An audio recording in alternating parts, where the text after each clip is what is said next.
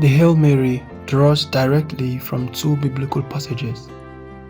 First, the angel Gabriel's greeting to Mary in Luke 1:28.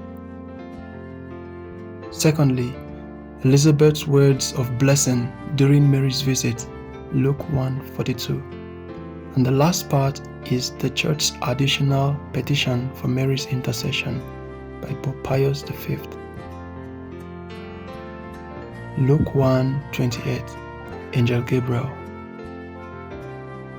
Salamu Maria, umejaa neema, Bwana yu nawe.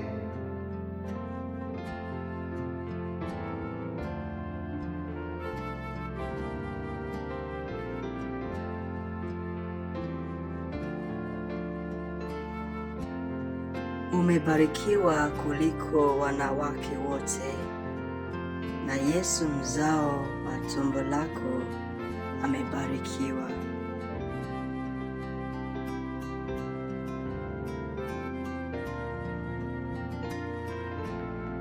Maria mtakatifu, mama wa Mungu, utuombee sisi wakosefu, sasa na saa ya kufa kwetu. Amen.